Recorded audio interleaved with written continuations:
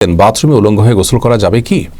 বাথরুমে কিংবা টয়লেটে যেখানে আপনাকে অন্য কেউ দেখতে পাচ্ছে না, এরকম জায়গায় গোসল করলে আপনি শরীরের সমস্ত কাপড় চোপড় খুলে বিবস্ত্র অবস্থায় গোসল করলে সেটি হারাম বা সরাসরি নিষিদ্ধ কোনো কিছু হবে না।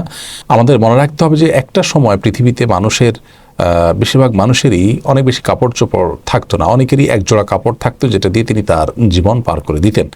আজকাল আলহামদুলিল্লাহ আমাদের অনেক কাপড় চোপড় রয়েছে।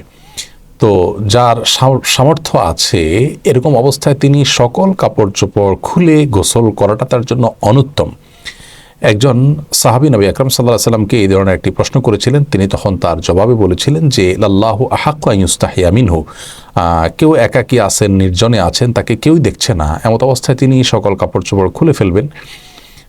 এ বিষয়টি অনুত্তম, কারণ আল্লাহ তাআলা তাকে দেখছেন, আল্লাহর প্রতি তার লাজ লজ্জা থাকা উচিত অন্তত।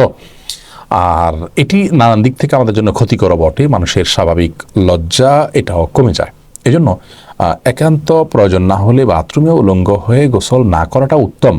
আমাদেরকে নবী আলাইহিস সালাম যে নির্দেশনা দিয়েছেন, বোঝা যায় নবী সাল্লাল্লাহু আলাইহি সাল্লাম প্রয়োজন ছাড়া বিবস্ত্র হওয়ার বিষয়টিকে পছন্দ করতেন না। তবে যদি কেউ বিবস্ত্র হন, তিনি একাকী আছেন, কেউ দেখছে না, তো সেটা তার জন্য হারাম হবে না।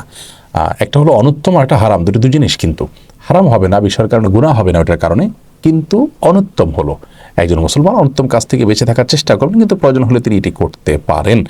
অতএব গোসলের সময় অন্তত নাভি থেকে হাঁটু পর্যন্ত সতেরো জায়গাটুকু ঢেকে থাকে এরকম গামছা বা তোয়ালে বা লুঙ্গি অনেক কিছু পরনে থাকলে অবস্থায় গোসল করাটাই হলো ভালো। প্রয়োজন হলে উন্মুক্ত করতে পারবেন।